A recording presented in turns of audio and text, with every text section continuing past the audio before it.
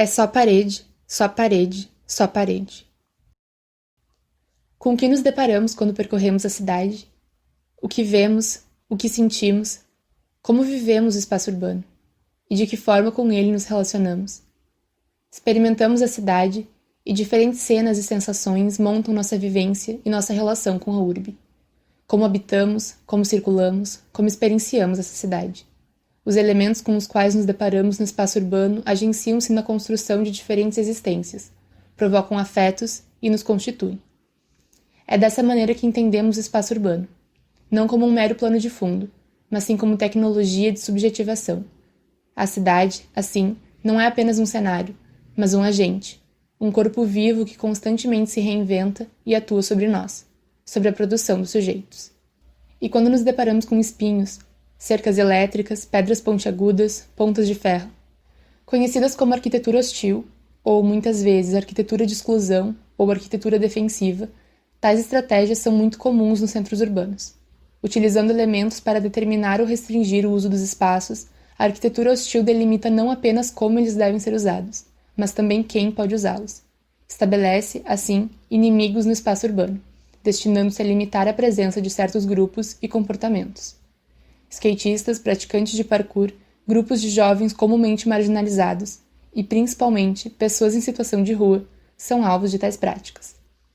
Impedidos de se deitar, de se aquecer, de encontrar abrigo. Em Porto Alegre, onde a presente pesquisa toma corpo, essa é apenas uma das violências direcionadas à população de rua. Tendo isso em vista, a fim de analisar a organização dos arranjos urbanos e refletir sobre a construção das cidades e das experiências que nelas se arquitetam, passamos a atentar para o que a urbe coloca diante de nós. Sempre presente nas ruas de Porto Alegre, o jornal Boca de Rua é uma publicação trimestral produzida e vendida por um coletivo de moradores de rua da cidade, com apoio da Alice. Além de servir como geração de renda para o grupo envolvido na produção e na venda das edições, o jornal é uma ferramenta do povo da rua. Nele, os integrantes visibilizam suas existências, promovem discussões sobre garantia de direitos, sobre violências e também sobre a gestão do espaço urbano. O jornal torna-se, assim, ponto de partida para as reflexões que aqui propomos, na medida em que nos convoca a discutir os arranjos urbanos e a arquitetura hostil. Assim, tomamos Boca de Rua como disparador para a presente discussão, tanto por meio da leitura do periódico, das edições de 2016 a 2020, quanto da minha participação enquanto colaboradora voluntária no seu processo de produção, a partir da presença nas reuniões semanais do grupo e de registros e diários de campo de tal experiência. As questões que emergem desse encontro fizeram a pesquisa ampliar-se. Expandindo os limites do jornal, cada fala, situação, gesto ou movimento afetaram o pensar da pesquisa, e de nós, pesquisadoras. Convocadas a refletir sobre as relações com a urbe, diferentes cenas passaram a ressoar. Em uma reunião do jornal Boca de Rua, discutindo sobre o aumento da violência policial contra o povo da rua, um dos integrantes, revoltado, esbraveja: "É só parede, só parede, só parede." Ele referia-se ao paredão, nome dado às abordagens policiais que agressivamente colocam os sujeitos contra a parede para serem revistados. Ao ser constantemente enfileirada em paredões, a população de rua é criminalizada, colocada às margens e violentada. Tal abordagem policial é comum, e a sua execução relaciona-se ao arranjo urbano, arquitetado de tal maneira que incentiva e autoriza essa violência. A organização das cidades é política, e as grades, os muros e as cercas estruturam uma lógica que segrega e permite a brutalidade contra determinados grupos.